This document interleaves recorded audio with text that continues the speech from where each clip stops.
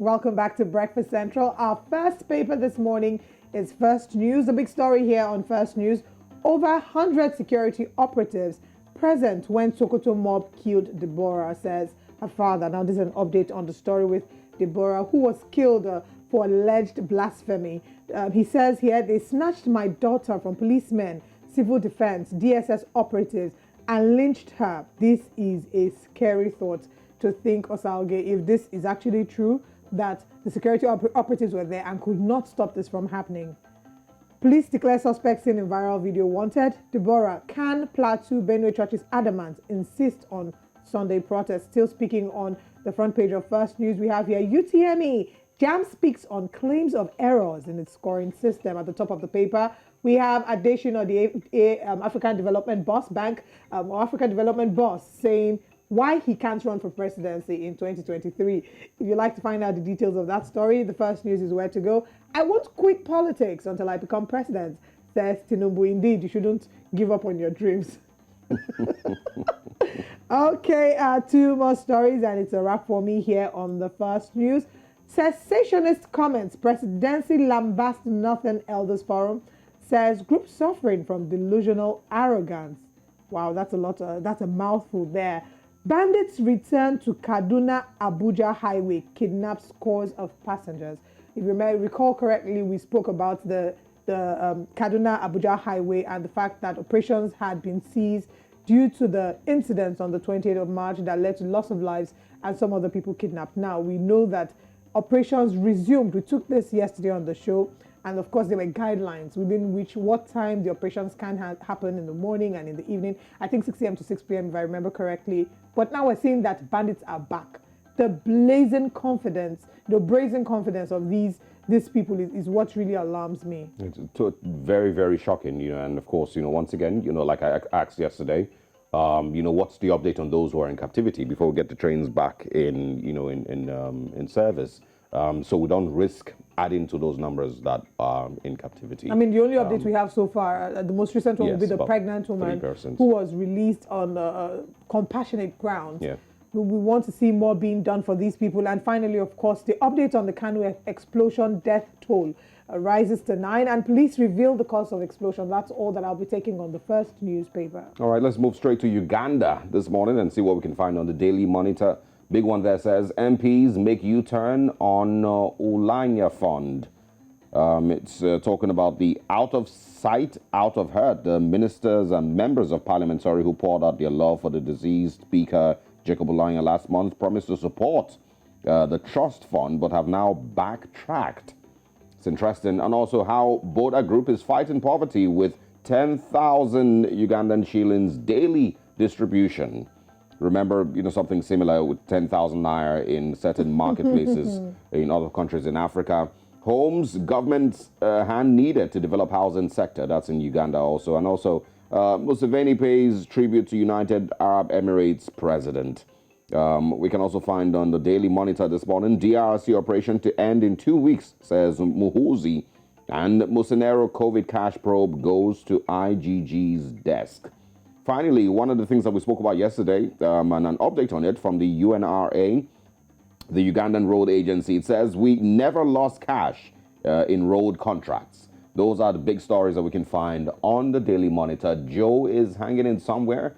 Of course, it's going to be bringing us back to Nigeria. Most definitely. Morning, guys. Morning, Olive. Morning, Osalge. Good morning, Joe. Morning, Joe. Yeah, morning. We're coming back straight to Nigeria, and we're looking at another paper, the Nigerian Tribune.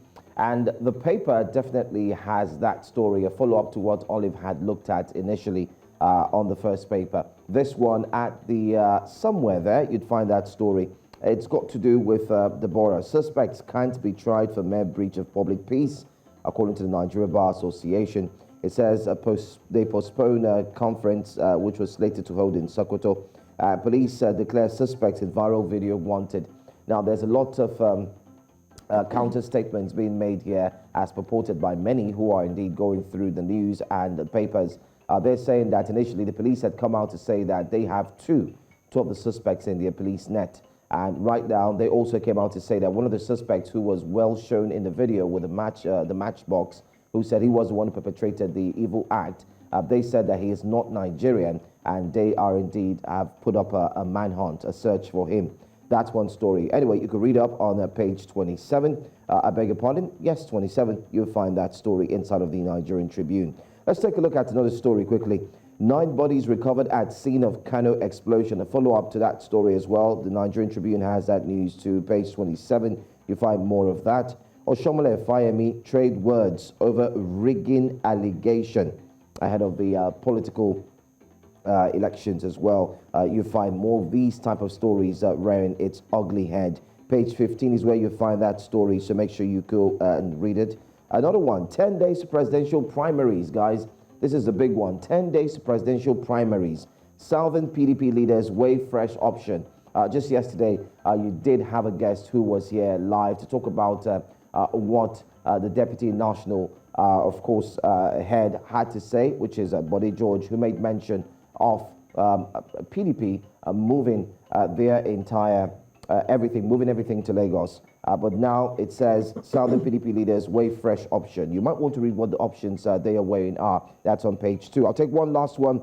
Gunmen list 10 Anambra LGAs for attack. Page 26. Guys, what say you on this? Joe, this is quite scary that this is the reality we're living in. It's not as secure here in Lagos or in any part of Nigeria, we would say. Insecurity has been on the rise. It's a challenge that we're grappling with, but not just in Nigeria. Several countries on the continent. We've seen even with Somalia and the hold that Al-Shabaab has had on them for a while. We're seeing that happening in different parts of the continent. We need to fix up real quick. Our governments need to fix up. Absolutely. And, this, completely just exposes, and I would say, this has gone on for so long now, but it completely exposes the weakness with our security agencies and their, ability to actually fight crime and put it to a standstill. I'm not necessarily expecting that we'll have zero crime, but, for us to have dealt with this for so long and we're still having it reoccurring, it really just shows, that there's something wrong with our security agencies that needs to be fixed. And it's the brazen audacity for me. But Absolutely. We do hope that something will be done. We're inching closer to the 2023 elections. Absolutely. We do not want a situation where elections will take over governance and, politics will take over governance being pushed to the back burner. That's right. That's right. Anyway, that does it for me. Taking a look at the Nigerian Tribune. All right. Thank you very much, Joe. One more paper. Let's move over to Kenya, where we have the Daily Nation. Now, on the front page of the Daily Nation, the big story there is Decision 2022, how the game has changed. Nkamani is now up for grabs. Western seems undecided, and the gender arithmetic is on the cards. Of course, we talked about the fact that they're getting closer to having their first female vice president, and that's the Iron Lady. We've been talking about this as well and following the updates. As the race to State House hots up, its battleground zones and ideals are becoming more apparent, and still both the frontrunners must confront the important issue of voter turnout in their strongholds. Still on the front page of the Daily Nation in Kenya, Afri-Cities Gala opens with call for elevation of municipalities. That's on page 2. There's also a focus on Homa Bay, and that's on page 25. Elections, 83 days to go. Red flags, a standard 7 dropouts in race to be governors. That's on page 13. And finally, on the Daily Nation, despite backlash, Sauti Sol vow to take war to Raila. Now, this is a case of copyright. In case you're wondering what this is, it is a case of copyright. If you'd like to look into any of these details,